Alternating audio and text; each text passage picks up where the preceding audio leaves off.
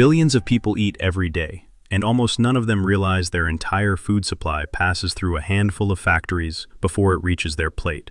A single disruption at one of these bottleneck facilities can turn a temporary crisis into years of hunger and economic devastation. And that's exactly what keeps happening. Picture the modern food supply chain as an hourglass. Millions of farmers sit at the top, growing raw crops and raising livestock. Billions of consumers occupy the bottom, buying finished food products off grocery shelves. Connecting those two massive populations sits a shockingly narrow middle section, a small cluster of mega-processing plants, industrial milling facilities, and cold storage networks that convert perishable harvests into packaged goods. When that narrow middle section fractures, chaos erupts in both directions simultaneously.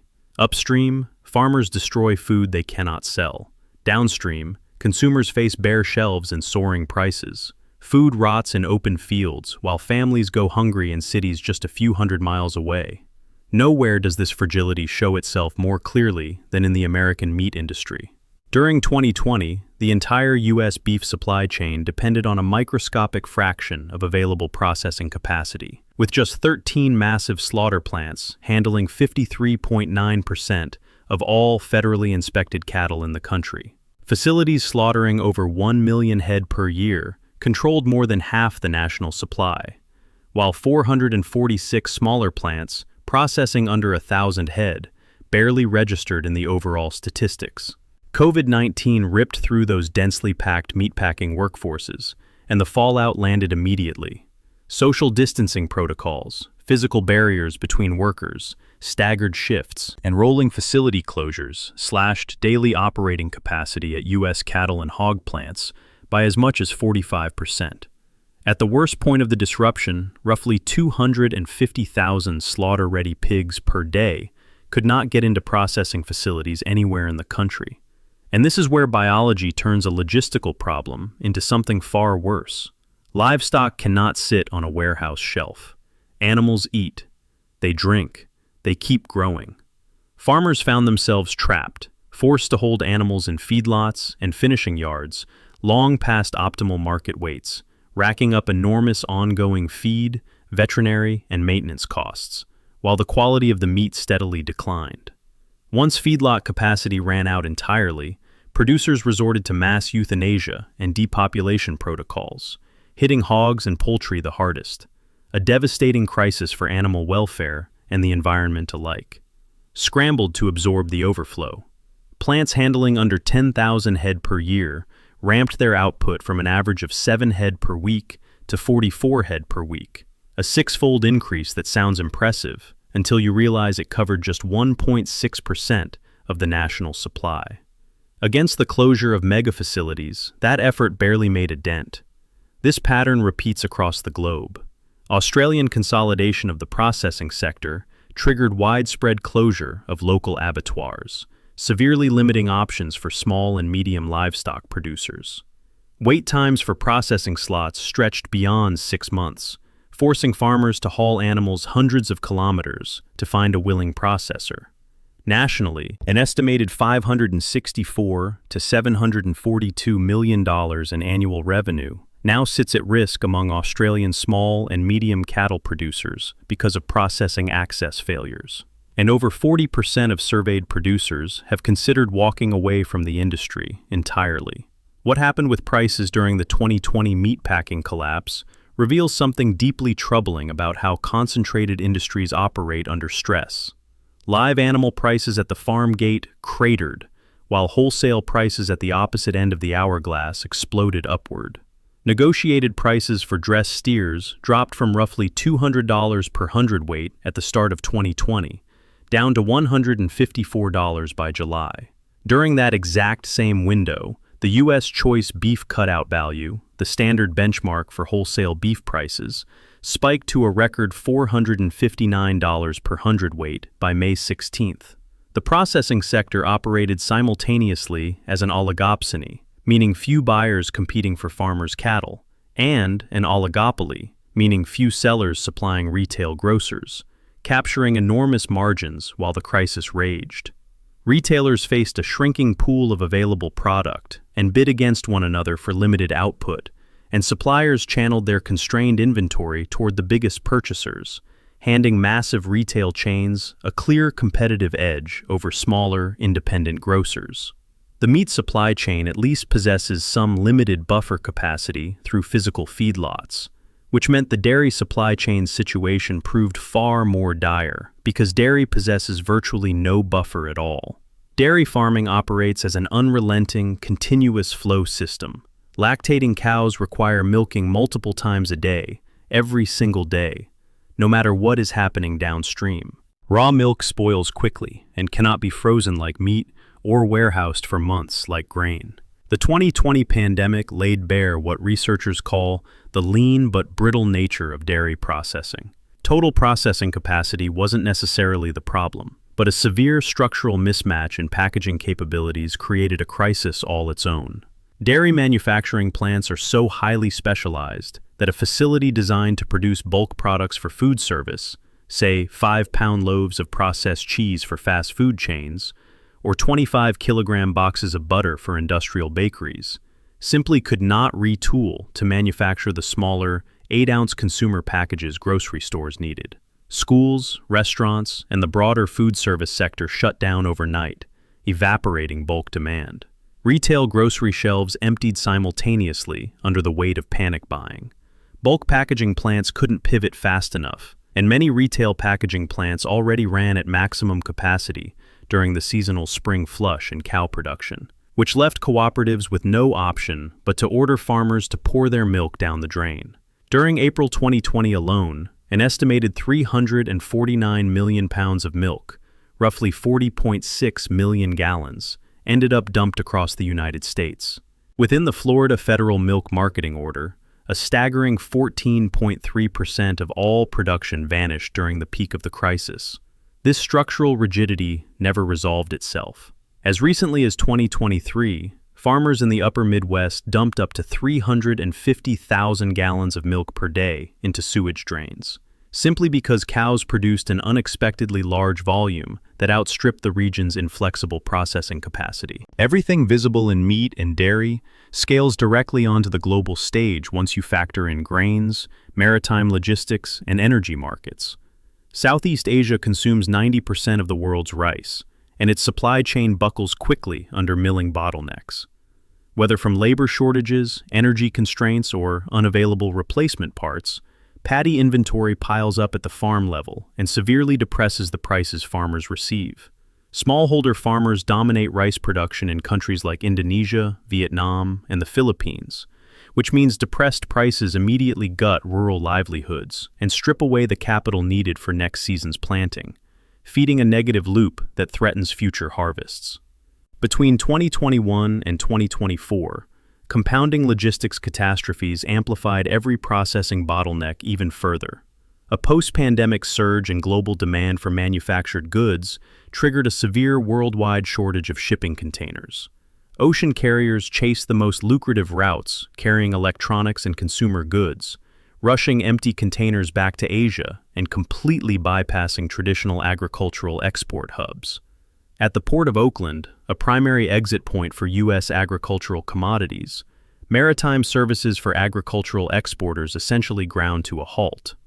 Massive volumes of processed meat, soybeans, and tree nuts sat stranded in domestic warehouses, costing California agricultural exporters an estimated $3.2 billion in lost or delayed revenue between May 2021 and November 2022.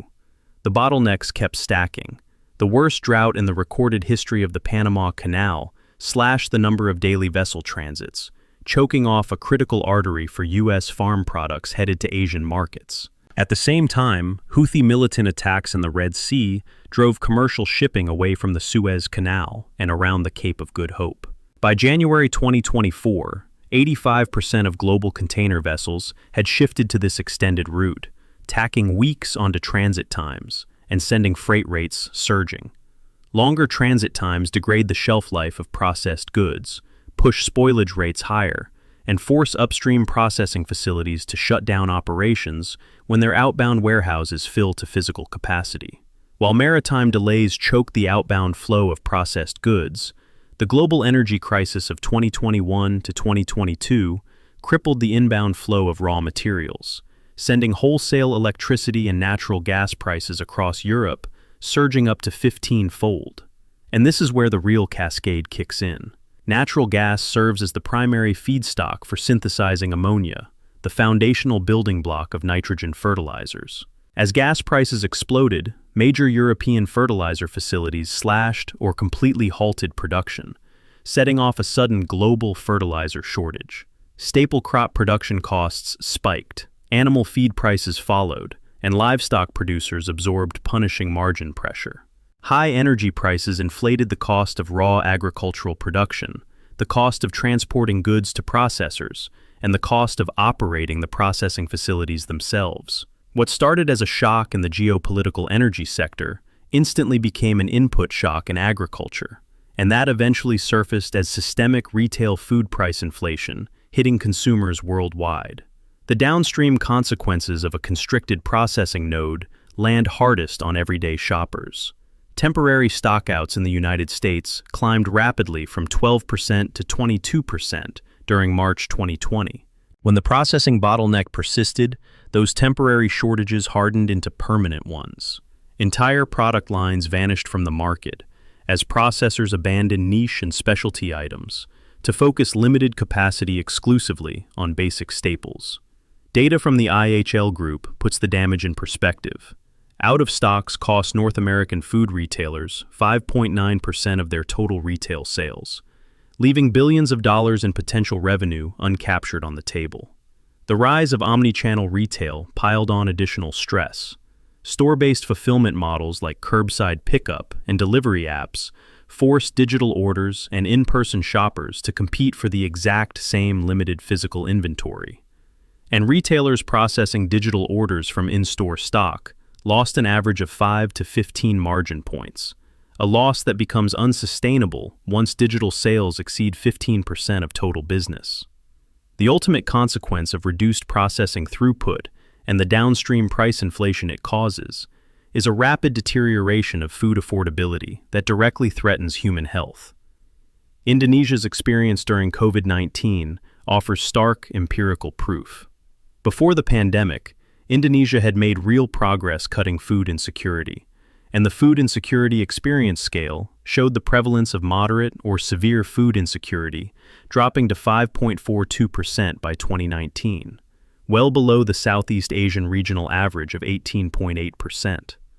Pandemic-induced disruptions to transportation, logistics, and processing severed the link between Indonesia's agricultural production hubs and its dense urban consumer bases. By May 2020, 37.7% of surveyed Indonesian households reported eating less than usual because they lacked money or resources, a massive jump from just 22% the previous year. Another 31.2% reported outright food shortages.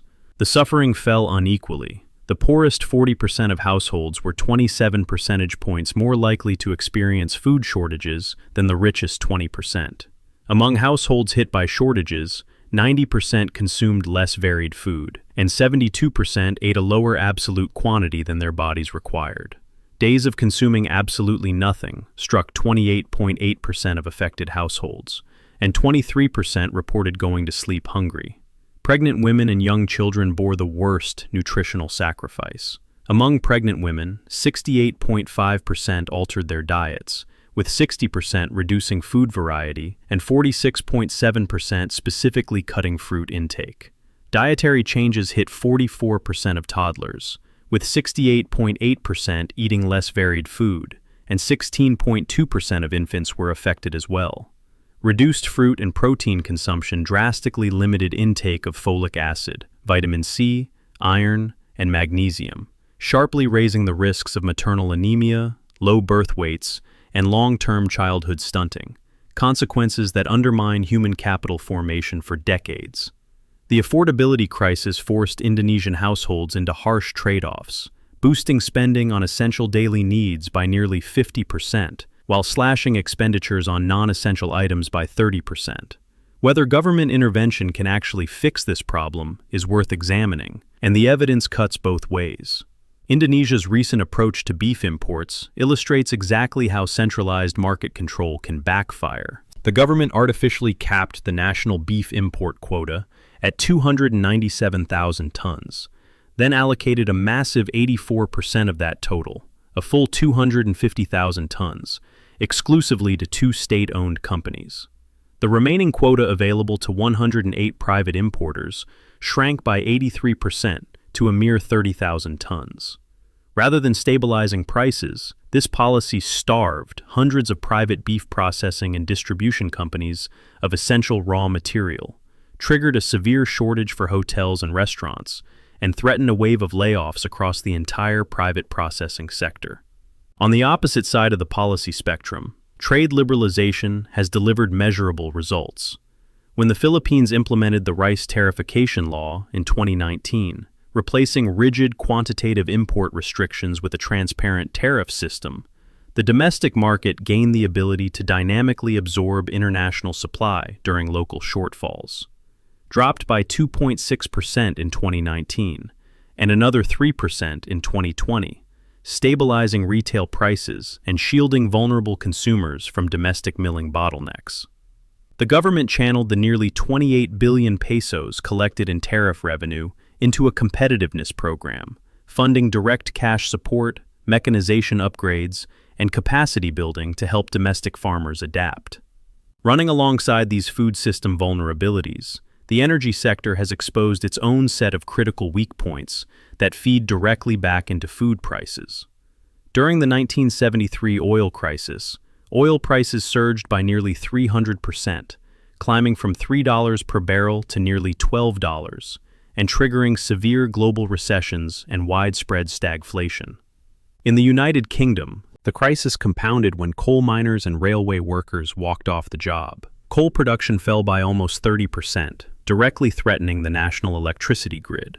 Prime Minister Edward Heath responded with the three-day week starting January 1, 1974, legally restricting commercial electricity consumption to 3 consecutive days per week, and forcing television broadcasting off the air at 10:30 p.m. to conserve power. Small businesses folded, wages went unpaid, and the resulting economic contraction proved severe enough to bring down the Heath government. During the 2022 crisis, European nations allocated approximately 651 billion euros to shield consumers, with Germany alone spending 158 billion euros, and the UK's support packages reaching £78.2 billion across 2022 to 2024, representing 1.5% of GDP. During that same 2022 crisis, the EU mandated a 15% reduction in natural gas demand and managed to cut consumption by 18%, largely avoiding forced industrial blackouts. The toll on specific industries proved devastating nonetheless. Aluminum smelting offers a clear example of what happens when heavy industry loses power. If electricity to a smelter cuts out for more than a few hours, molten aluminum and electrolyte begin to solidify and freeze inside the cells. That sudden thermal shock cracks the carbon cell lining and destroys the refractory components. Restarting a frozen pot line demands meticulous manual reconstruction, often consuming 3 to 6 months, with costs easily exceeding $10 million.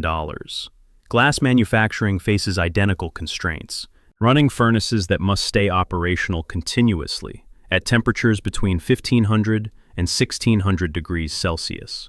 The most effective large-scale emergency response to an energy crisis has proven to be rapid import substitution, using floating storage and regasification units, or FSRUs. Germany had zero domestic LNG import capacity before the crisis due to its reliance on the Nord Stream pipeline system, and the country rapidly chartered and connected multiple FSRUs to build capacity from scratch. Across the EU, approximately 20 billion cubic meters of new import capacity came online in 2022, with an additional 51 billion cubic meters following in 2023. None of this came cheap. Standard FSRU charter rates range from $80,000 to $120,000 per day, and the desperate European rush for capacity pushed daily rates as high as $300,000. Bangladesh had to cancel a critical FSRU project entirely because of these inflated costs. and countries like Pakistan found themselves systematically priced out of the LNG spot market, triggering rolling blackouts and economic stagnation. And this reveals what might be the deepest structural problem of all. The European Union's success in averting blackouts largely came down to deploying its massive fiscal capacity to outbid everyone else. Europe purchased its energy security, in part, by exporting the physical crisis to developing nations that could not compete at the same price level. The food system sits squarely at the intersection of all these compounding vulnerabilities. Decades of chasing pure efficiency through mega slaughterhouses, single-source global dependencies, and the absolute elimination of inventory buffers have produced a system that generates strong profits in peacetime, but shatters under stress. Building genuine structural resilience demands the deliberate reintroduction of redundancy. For the meat sector, that means supporting the proliferation of small and medium-sized local processing facilities. For dairy, it means investing in flexible, modular packaging technologies capable of pivoting rapidly between bulk and consumer-ready formats. Across the entire food system, it means accepting a core reality. A shock in the energy sector, a blocked shipping lane, or a pandemic sweeping through a meatpacking plant can cascade through the hourglass in a matter of days, converting a temporary bottleneck into years of food inflation, malnutrition, and economic devastation that falls hardest on those who can least afford it.